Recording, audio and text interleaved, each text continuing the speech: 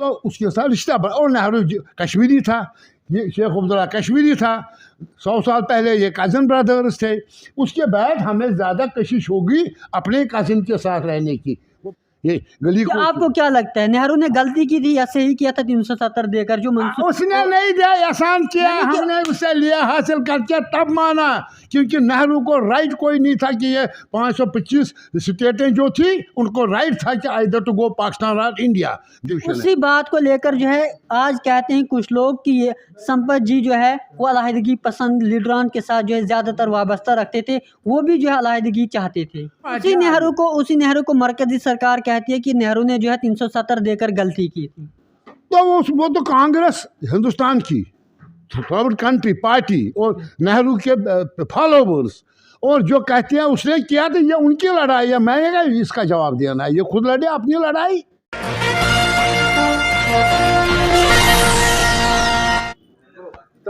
आप सभी का स्वागत है जेके दास्तान में, और मैं हूँ आपके साथ बिलाल बिलसी आपकी खिदमत में हाजिर। संपत प्रकाश जो कि कश्मीर के हर मसले पर बोला करते हैं बिना झिझक बिना खौफ के, आज हमारे साथ मौजूद है बातचीत करने के लिए। कश्मीर के हालात पर भी बात करेंगे और आज के दौर पे भी बात करेंगे, 370 से पहले भी बात करेंगे और 370 के बाद भी बात करेंगे। सबसे पहले आपका स्वागत है। चलो जी, सबसे पहले बताइए कि मरकज़ी सरकार कहती है 370 के बाद जो है जम्मू कश्मीर में बदलाव आया है। आप ही बताइए कश्मीर के अंदर क्या बदलाव आया है? बात यह है कि आपने अपनी न्यूज़ चैनल का नाम बताया दास्तान। जी, नाम बड़ा खूबसूरत रखा है, बहुत बहुत शुक्रिया। क्योंकि सारे कश्मीरियों की ये नस्ल, इससे पहले की नस्ल और आने वाली नस्ल खुद एक दास्तान बनी है मरकजी सरकार के जुल्म सितम का। जी, पहले तो दास्तान पर मैं आऊँगा, और मैं खुद एक दास्तान का चेहरा हूँ। जी, तो इस सिलसिले में आपने 370 के बारे में कहा। 370 की सिंपल साफ बात है, 370 हमें कोई तोहफे में नहीं मिला, न कोई एहसान जवाहरलाल नेहरू, उसकी parliament, constituent assembly, Mahatma Gandhi father of the nation और हिंदुस्तान के लोगों ने किया। ये नहीं है, ये उनको हम गए, हमने कहा कि अगर सेकुलर डेमोक्रेटिक रिपब्लिक कंपेयर किया हमने, जो दूसरा रिपब्लिक जो एक ही भारत था, एक ही हिंदुस्तान था, एक ही माँ के बेटे थे, गंगा जमुना तहजीब थी और एक ही नस्ल था, जब इन्होंने आपस में तकसीम किया, ये उन कायदों से हिस्टोरियन पूछे, चाहे जिन्ना साहब है, महात्मा गांधी है, नेहरू है, पटेल है, जयप्रकाश नारायण है, लियाकत अली खान है, जो उधर के लीडर, अल्लामा इकबाल, ये एक इनकी गंगा जमुना तहजीब हज़ारों साल चली है। आप हमें बताइए 370 के बाद जम्मू कश्मीर 370 के बाद जो है क्या बदलाव? 370 कैसे?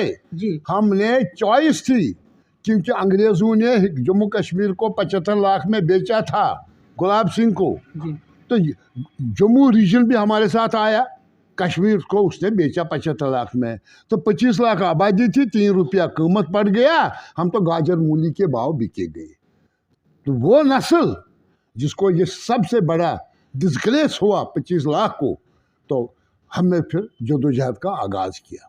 तो हमने 31 से शुरू किया, असल लड़ाई 1939 से हुई। हमने रहनुमा पैदा किया शेर कश्मीर शेख मोहम्मद अब्दुल्ला, जिसने ज़िंदगी का दूसरा दिन जेल में काटा, जिसने कश्मीरियों को बेदार किया, जिसने गजपत जेल भी देखा, जिसने टिकटिकी भी देखी, और उसके साथ जो टीम था, गुलाम मोहम्मद सादिक, बख्शी गुलाम मोहम्मद, अम अशई, गिलकार, यूसुफ शाह, जामिया मस्जिद के सेठी, सराब, गिरदालाल डोगरा, त्रिलोचन दत्त, चौधरी अब्बास, लाला सागर, ये सब कायदीन थे, प्रेमनाथ बजाज, शिवनारायण फोतेदार, कशोबंदो। ये इतना खूबसूरत टीम है कि जो भारत की कांग्रेस, इंडियन नेशनल कांग्रेस और कायदे आज़म की मुस्लिम लीग में इतने काबिल दिमागदार नहीं थे जितने शेख साहब की ऑर्गेनाइजेशन मुजाहिद मंजिल में था। हमने लड़ाई लड़ी, कोई कश्मीर किया, नया कश्मीर का प्रोग्राम दिया बरसबीर को, दोनों मुल्क गुलाम थे, हम भी गुलाम थे महाराजा के।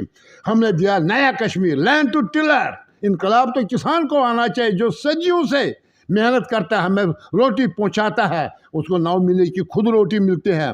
Children go to bed without food. उसकी बेटी जो पायजामा कमीज पहनना चाहता था वो फटा हुआ है। किसान का बेटा भूखा है, कौन है इसका जिम्मेदार? ये सरकार, दिल्ली सरकार, टाटा बिरला की सरकार।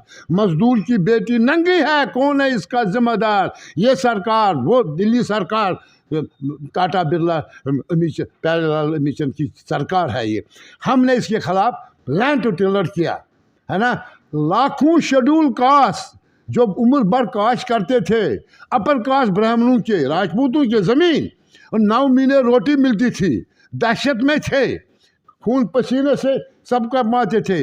वो ज़मीन के मालिक बन गए, उनके बच्चे स्कूल में पढ़ने लगे, उनको आमदनी आई, वो IAS भी बन गए। कुंडल ये भी है, दूसरे भी है शेड्यूल कास्ट, बड़े बड़े लीडर। शेड्यूल OBC वाले कश्मीर में मुसलमान मैक्सिमम गुर्बत में थे, उनको ज़मीन के मालिक बन गए, आर्चार्ड बन गए, आमदनी आई। आज उनके लाखों साइंटिस्ट है, हज़ारों साइंटिस्ट है, हज़ारों इंजीनियर है, हज़ारों डॉक्टर है, हज़ारों टेक्निकल राइटर है। ये एहसान जो शेरी कश्मीर ने किया। और सबसे बड़ी बात है वहाँ का कायदे आज़म अल्लामा इकबाल, लियाकत अली खान, बड़े लीडर, सोहरावर्दी पाकिस्तान की, यहाँ father of the nation Mahatma Gandhi, Bapu, Jawaharlal Nehru, Sardar Patel, Jayaprakash Narayan, socialist Jyoti Basu, doctor Lohia, बड़े बड़े थे, विद्वान थे। ये उस कम्युनल राइट को रोक सके जो 47 में हुआ। 10 लाख मर गए इंडिया और पाकिस्तान में, एक ही डर थी। कम टू द पॉइंट, हम कश्मीर, हम 370 के बात करेंगे। 370 के बात है। हमने तब एक्सेशन कबूल किया जब कॉन्स्टिट्यूशन ने गारंटी दी। इंडियन कॉन्स्टिट्यूशन 370 है, 35 से और 307 कि हमें अपना प्राइम मिनिस्टर होगा, जिसको हम प्राइम मिनिस्टर कहेंगे। हिंदुस्तान के साथ उस वक्त की 40 करोड़ आबादी को जवाहरलाल नेहरू प्राइम मिनिस्टर, हम कश्मीरियों को 40 लाख आबादी को, जम्मू कश्मीर को या 60 लाख आबादी को अपना प्राइम मिनिस्टर, अपना आईन अलग सेपरेट, अपना सर्विस रूल अलग, जुडिशल रूल्स अलग, रेवेन्यू रूल्स अलग। और हम कोई भी हिंदुस्तान का वो कानून जब तक हमारी असेंबली पास नहीं करेगी तब तक लागू नहीं होगा।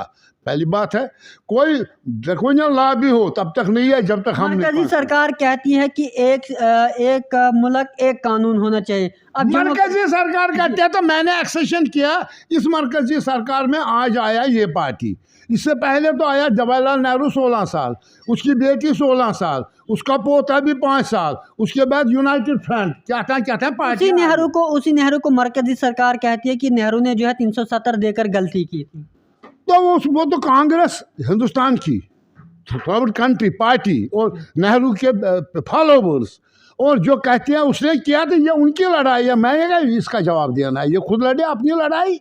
ये गली को आपको क्या लगता है, नेहरू ने गलती की थी या सही किया था 370 देकर? जो उसने नहीं दिया, एहसान किया, हमने उससे लिया, हासिल करके तब माना, क्योंकि नेहरू को राइट कोई नहीं था कि ये 525 स्टेटें जो थी उनको राइट था कि आइदर टू गो पाकिस्तान और India, not to remain independent. हमको ये राइट था कि हम तुम्हारे तो थे ही नहीं, हम अंग्रेज़ों के गुलाम थे ही नहीं, ब्रिटिश एम्पायर का हिस्सा नहीं थे, हमको तो बेचा गया। हम तो 14 अगस्त को खुद आज़ाद हो गए।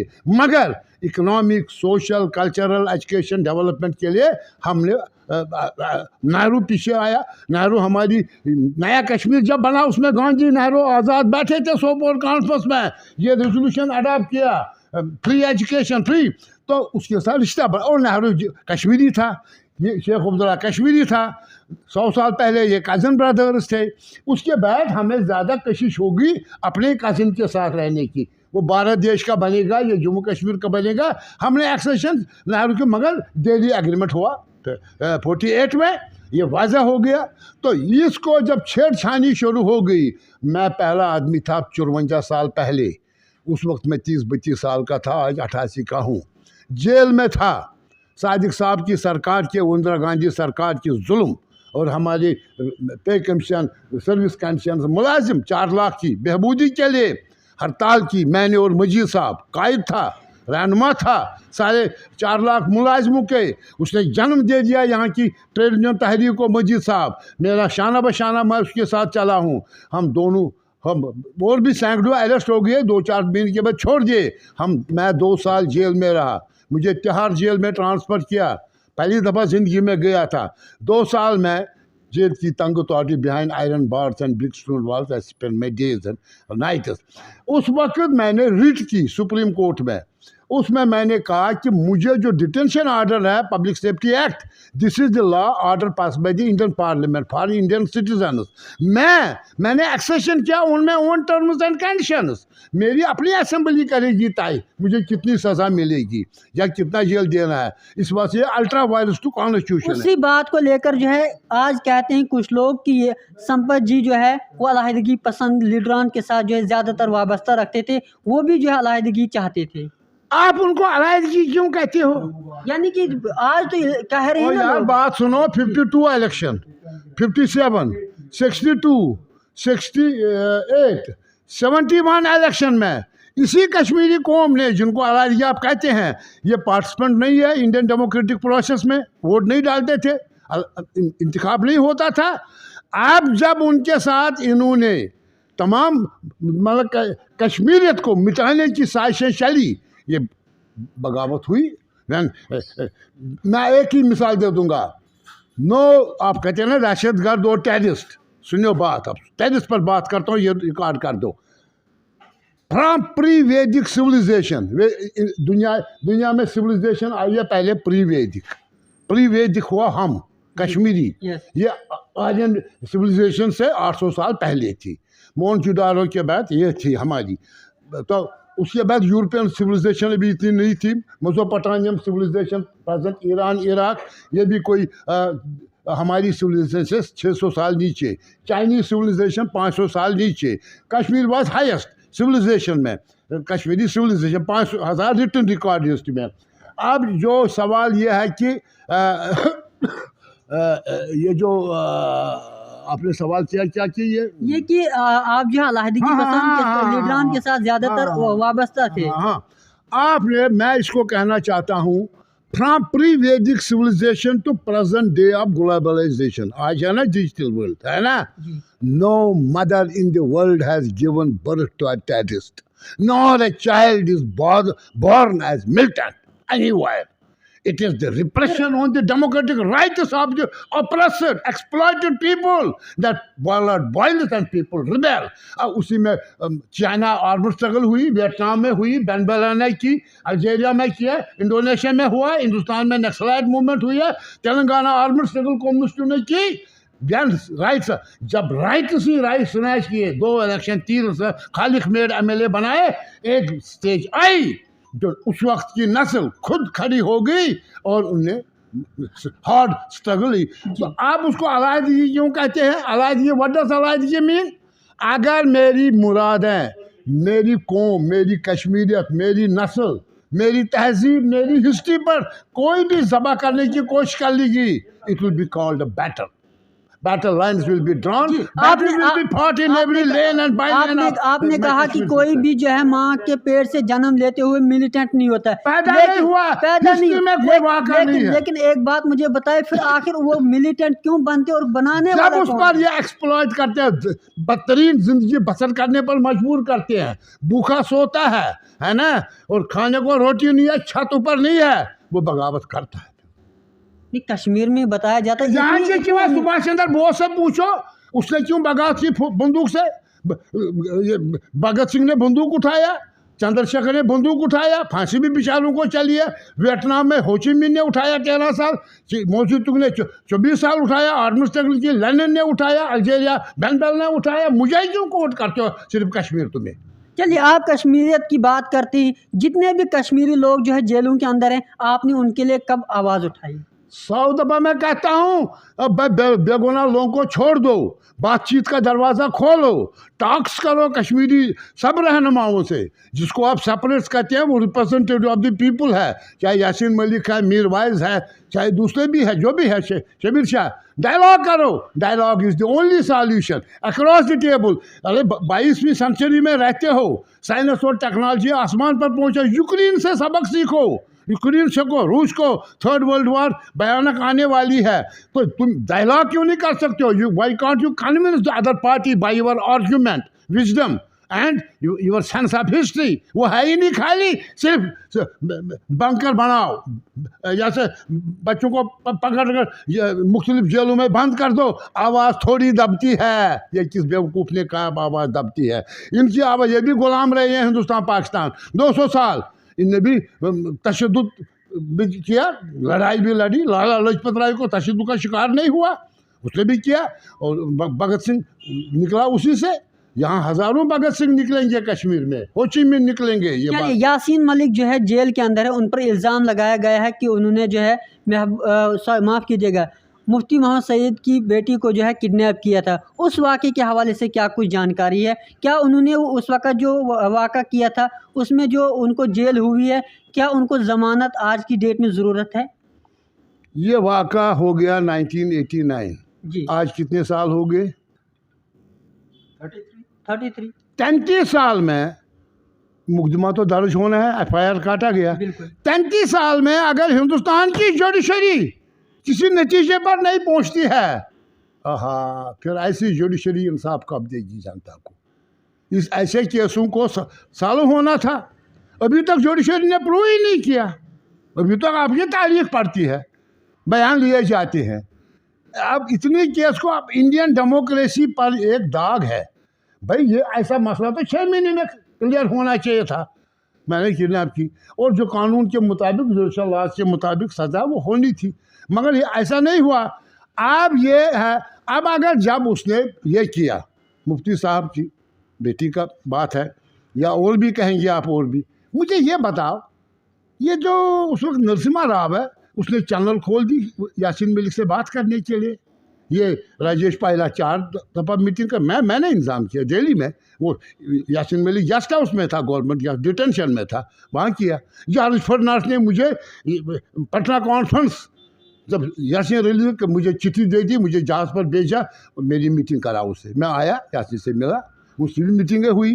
वाजपेयी ने उससे मीटिंग की, नरसिम्हा राव ने की है, देवगौड़ा ने की है, तो किसने की नहीं मीटिंग? ये मनमोहन ने की, किसने की नहीं है? जब पाकिस्तान में सैलाब आ गया तो मनमोहन ने इजाज़त दी थी, 4 ट्रकों में उनके लिए यासीन मलिक ने खाने पीने का सामान लिया। ये उधर भी जाते थे। ये क्या भी, ये कौन सा बात है कि बात यहाँ भी की है?